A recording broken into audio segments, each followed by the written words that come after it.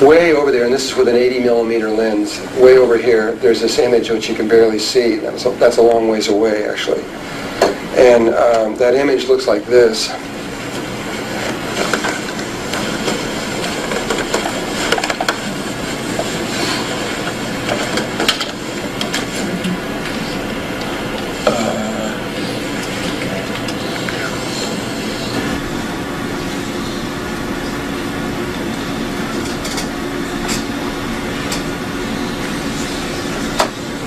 This is what was drawn carefully, though, over on there.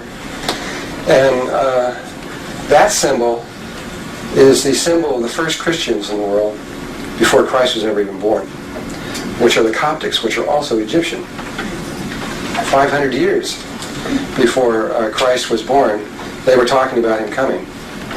And this was the symbol that they used for him. And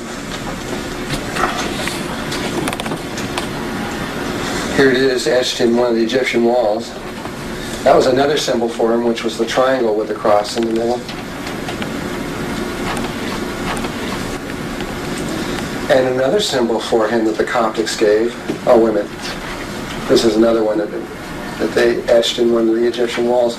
And notice here is not only that symbol, but at the top, the 6 petals of the flower of life, which is the central core. You'll see both these 6 petals, and sometimes the 6 petals with these 6 outer ones around it. And many times you'll see them side by side. You can go into St. Mary's. Once I climbed Mount Sinai, where Moses saw the burning bush, and the bottom of there is, I think it's St. Catherine's, that's what it is. St. Catherine's is a monastery. It's a Coptic monastery. They won't let you take any photographs. But when you go in there, you'll see the 6-petaled pattern on the wall, along right next to it with the 6-petal pattern with the 6 around it, showing that they had the understanding of the flower of life in there. And this was here's another one. They sometimes would do it like this, where they would take 4 intersecting circles surrounded by a circle. Another symbol for Christ. And this was another symbol for Christ. A fish that breathes air. That just happens to have 13 scales on it.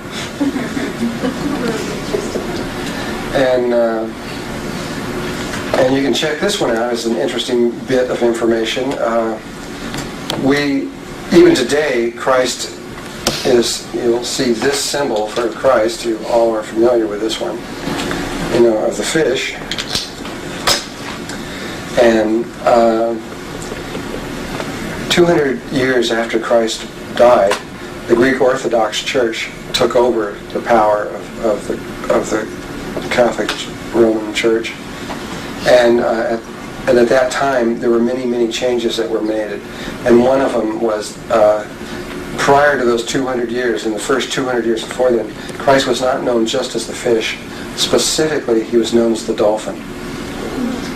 Exactly what that connection is, I don't know. But that's for sure. And then later, it became known. But there was this fish connection. It could very well be that it was because of the timing of Pisces. Before, when Christ came in, he came in right at the beginning of Pisces. And before that time was Taurus.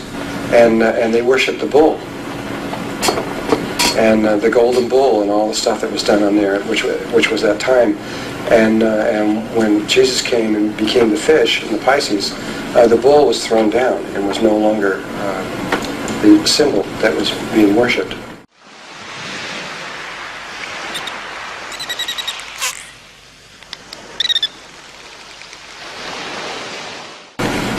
Again, I mean, this first whole day really is just, we're going to be going about all kinds of different subjects, and we're just trying to get a background of basic information so we can all communicate on.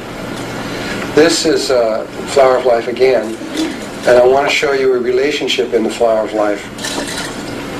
The flower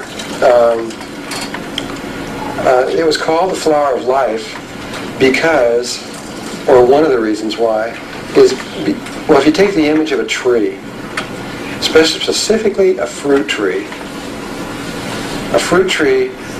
comes up, it grows up, and it gets little flowers on it. And then the flowers become a fruit. They change from a flower into a fruit. And then inside of the fruit is the seed that contains the image of the whole tree. And so there is this cycle pattern from a tree to a flower to a fruit to a seed to a tree again that goes around, this particular kind of pattern. And they felt that sacred geometry had that same kind of nature to it. And to show that, this was the flower here. It's 19 circles in here surrounded by 2. And if you were to take out the center circle here and the 6 around the center, does everybody understand that?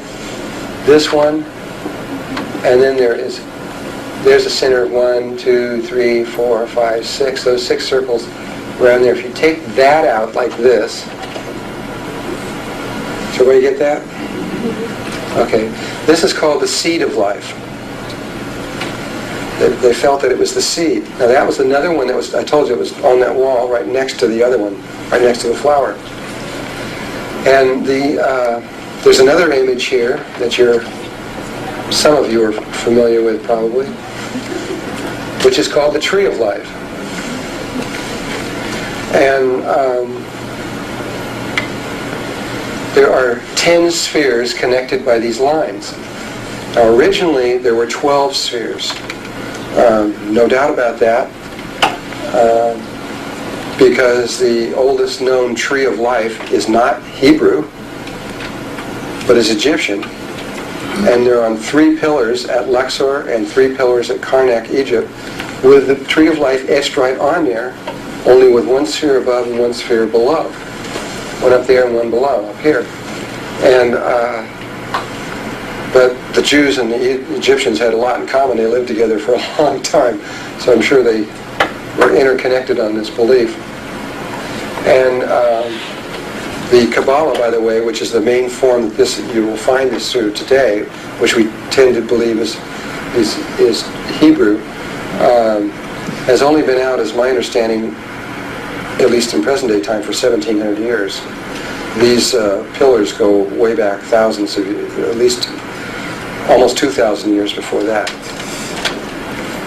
And now here's the thing. If you were to take the seed of life, if this is truly the seed and this image that I was just referring to, how a tree goes to a flower, to a fruit, to a seed, and back to a tree, if that image is that kind of metaphor is contained in the geometry, then the tree would have to be contained in the seed.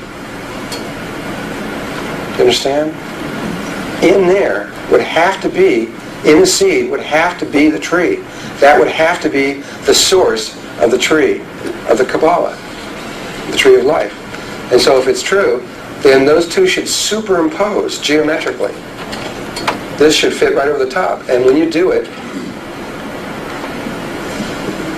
you'll see that it fits just like a key, perfectly. Absolutely. Nothing left over. There's 1 point there, here, here, here,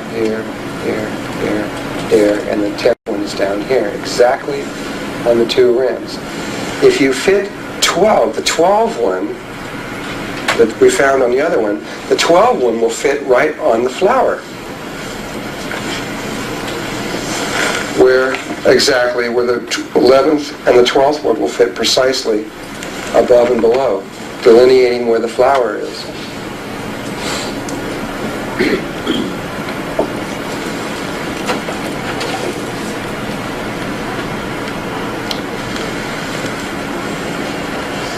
So you get a feel. This is just a real gentle feel of what sacred geometry is about. It's going to get a lot more hardcore, logical preciseness is about to enter into all of this in a little bit. These are wheels that are found on the ceilings in Egypt in tombs, in the really oldest of all the tombs. Nobody knows. No Egyptian archaeologist on the planet that I know of knows what they are. And I've talked to many of the world-famous Egyptian archaeologists, and they don't know. They don't know what they are, or why they are, or what they mean. But to me, I know where they came from. Thoth showed me how they were extracted, and what they are. And slowly over time I'll show you. But they're proof that the Egyptians just didn't know about the pattern of the flower of life, and didn't know about all this knowledge that we're about to tell you. They're proof because in order to get to those wheels, you've got to go deep, deep, deep, deep into the sacred geometry until you get way down in there, and then you'll find these wheels that will come out. And they're these guys. And they're the key to the harmonics of music, but they're also the key to the harmonics of the dimensional levels. And what you see here, these are always on the ceiling, up in the sky. They're surrounded by the stars. And here, though you can't see this, is a procession of people with animal heads walking in a straight line. If this was the floor, it'd be about like that.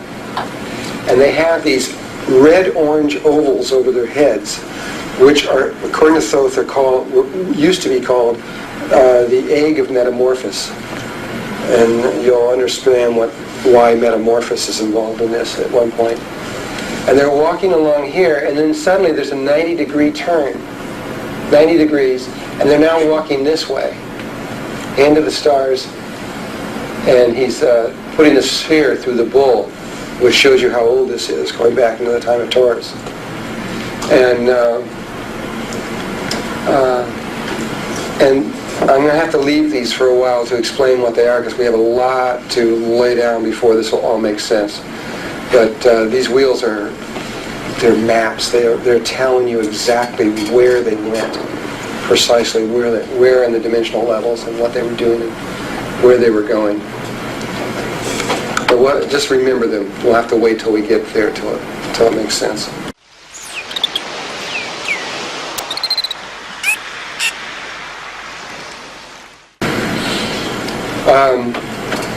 This is Leonardo's drawing.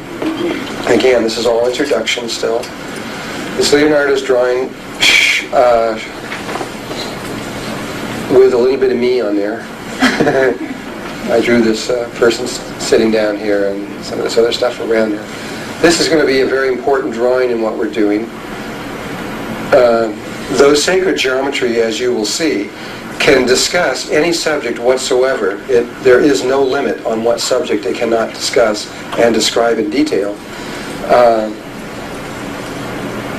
I'm going to have blinders on as I discuss sacred geometry. I'm only interested in one thing here.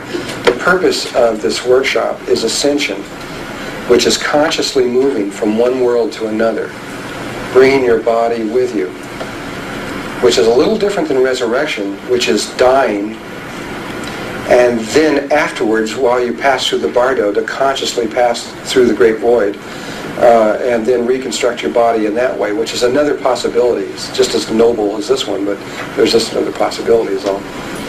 And so in this one here, we are going to be concerned with ascension and the vehicle of ascension called the Merkaba. And the understanding of the Merkaba comes from the remembering of the crystalline energy field that's around the body. This field, and we've had instruments that can detect this field very carefully, will average about 55 feet in diameter, or about 27.5 feet radius around the average person. It'll be bigger if you were taller, and it'll be slightly smaller if you were less. But I'd say they would average somewhere between 50 and 60 feet total. And this is the innermost field. The innermost field, which happens to be right out here at your fingertips, is a star tetrahedral field. It looks like this. And this is going to be the key. This is going to be the doorway. There are other doorways. There are other electromagnetic fields around the body that could be utilized to create different types of Merkabas. I'm not going to say this is the only way, but we're only going to give the instructions on one. This is the easiest, most simplest one of them all, and it's the closest one in. There is another little tiny one at the base of the spine. Little tiny, tiny, tiny, itty bitty, bitty, bitty, tiny one, which is the original 8 cells, which are in the form of a star tetrahedron, which our electron microscopes can see that they are, and which happens to be in the center of that field. We grew geometrically radially out. We did not grow lengthwise. We grew out in shells that go out. Out at 55 feet, you will find that there's a big round sphere. Just in from the side of that, you're going to find that there's a dodecahedron around that. And then and if you connect the centers of the dodecahedron together, it forms an icosahedron. And there's a nesting pattern that comes in from there all the way down to the central place at the base of your spine. There is a tube that runs from the top, which is directly over the top of your head, 1 hand length above your head, to 1 hand length below your feet down here. And there's a tube that runs through there. That tube the size will vary with each person, but if you take your thumb and your longest finger, your middle finger, and put them together, that's how big around your tube is in diameter. And it comes up into a little crystalline pattern, fits up into the apex, and it's just like a fluorescent tube running through and connects down at this point down here. It connects into other types of fields. There's also an octahedral field that's around here, and it also connects into other fields. There's what is called a cube equilibrium or a cube octahedron that is also connected through this one. But again, we're only going to be interested in this one field, these 2 interlocked tetrahedrons. And so it is this field that as I keep speaking, I'm going to keep aiming for this and aiming for this to reach the understanding of what this is really all about. And the breathing that we're going to do, instead of taking prana in or breath in through our mouth, we're going to stop breathing through our mouth like we do now and start breathing through the top of our head and begin to breathe up through the perineum from underneath.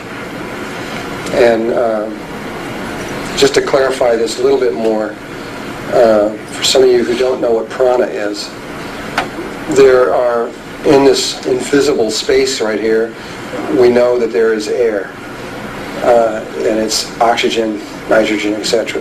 The various molecules are there. But also in that space, even if there was no air, there is another substance, if you want to call it a substance, an energy, which is called prana.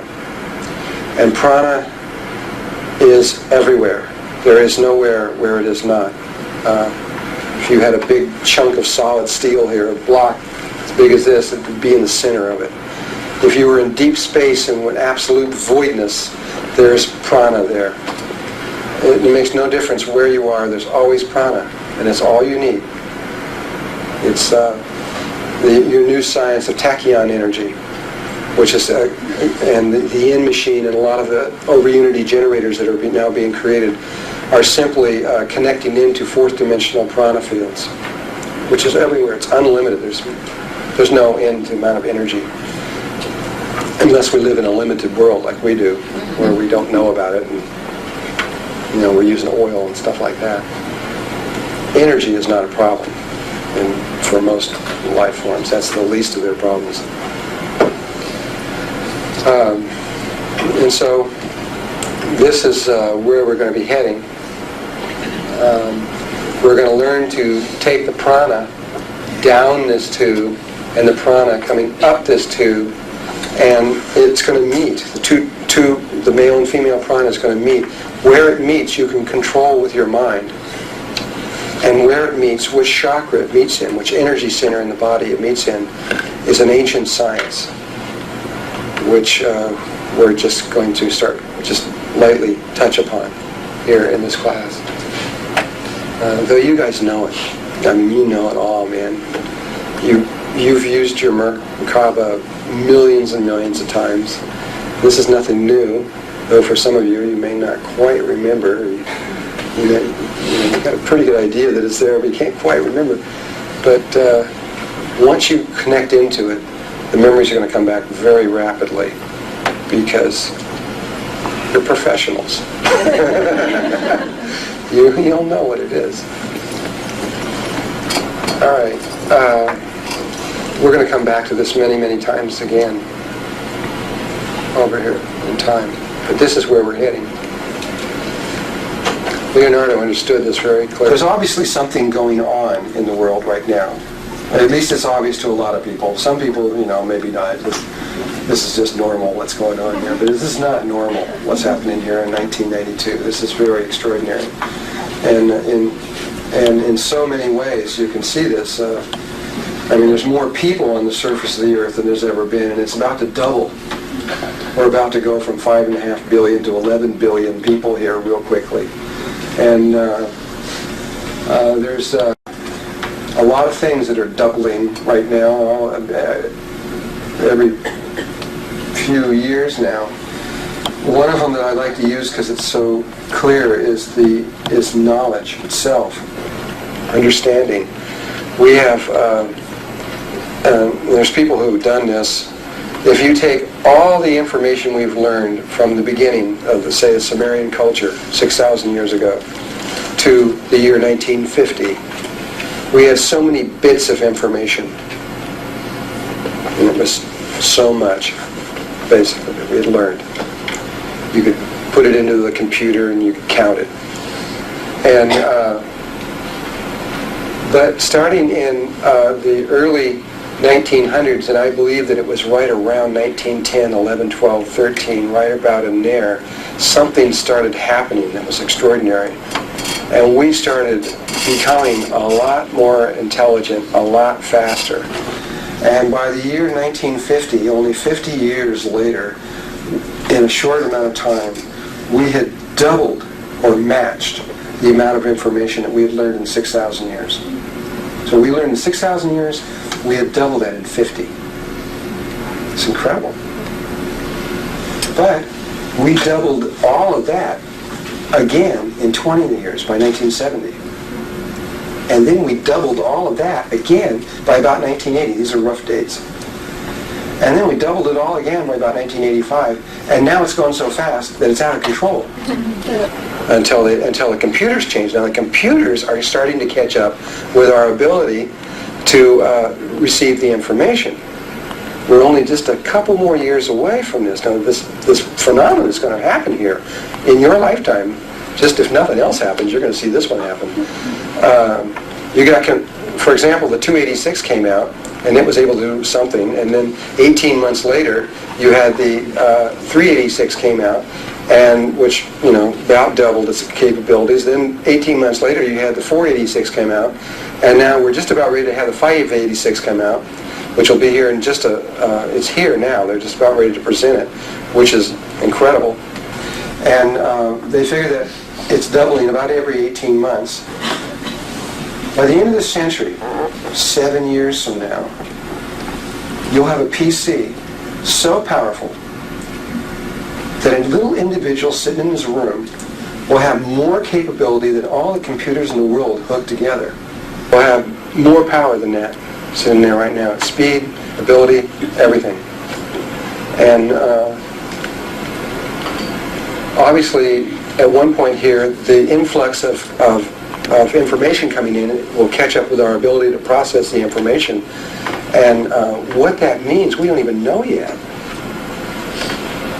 One person will be able to map what's going on. For example, one person would be able to map the entire world's weather patterns inch by inch on the surface of the earth. That kind of complexity. And so there's something just on an informational level that's obviously is happening here. And there's all kinds of other things that are changing very, very rapidly. The question is, that I want to ask is, why is that happening now, in 1992? What is it that's making this happen now? Why didn't it happen maybe 1,000 years ago, or maybe 10,000 years into the future? Or why is it happening at all? There must be something that's triggering this, that's making this happen. What is it? And so we want to look at these two things, why it's happening now, and the star Sirius, why is that star so important?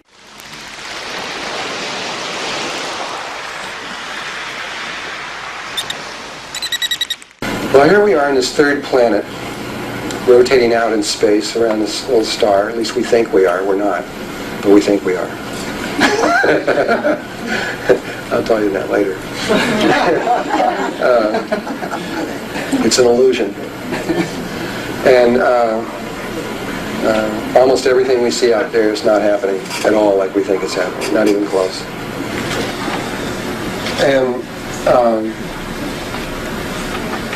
but from within the system where we are, inside of the Earth right here, it's really hard to understand, though we have finally cracked the whole process. It's very difficult to understand some of the things we're about to say.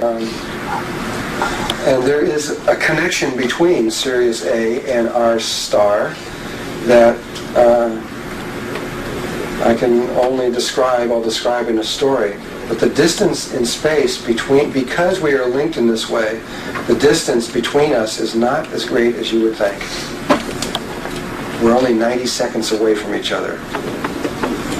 That's all it takes, with the proper understanding. And it is very, very easy to get from Sirius A to the solar system, or the other way around. It's very simple.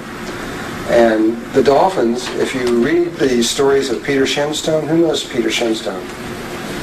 Nobody. Wow. Peter Shenstone is the leader of the dolphin movement in Australia, and who will very well may become president of Australia someday. It's a real good chance he will. He's loved by almost everybody there. There's only 15 million people in Australia, and they're all kids. They're all really young, and they like Peter a lot. And their people in power are real concerned about him. And he has been channeling with the dolphins for a long time. He channeled a 250-pound book from the dolphins. And it weighs so much because it's made of these big sheets of acetate. And it's these drawings describing the history of the dolphins and whales, which are drawn on acetate, and each chapter is about an inch thick. And the cover is just a different color. So you've got a big pile of these books with all these different colors. But when you look at the drawings in them, you see into the acetate. So it feels like, as you're moving the drawings, it feels like you're moving through water. Because you see these fuzzy things slowly coming up and getting clearer and clearer. It's really kind of neat. The whole concept is really neat. They're making a movie of it now in Australia. It's called The Legend of the Golden Dolphin. And this legend describes how they were in another galaxy, totally outside of the one we're in right now, and a long, long, long time ago had to leave. And it was the golden dolphin. When a dolphin is a baby and it's born, it has golden hair all over it. And so it was the baby dolphin that led them out. Okay. That led them out of the, let me put it over here now. That led them out of the other galaxy and into this one, because they had to leave there because of the water was freezing over where they were. And they went to Sirius A, according to the legend of this book. And they stayed there for a long time until they found the tunnel that led to here. And then they came to here, and they obviously came to this planet because it has water on it. Otherwise they'd have been to Venus or somewhere else. But they came here. And so there's this connection between Earth and the other one. It's actually the third planet out from Sirius B, which is the one that they inhabit over there. So, so we see this, why there's this importance to the ancients and everything else, because it's as important to, even though that star is so far away in normal ways of thinking, we're linked. We're one with it. It's like the Earth and the Moon. We're linked together.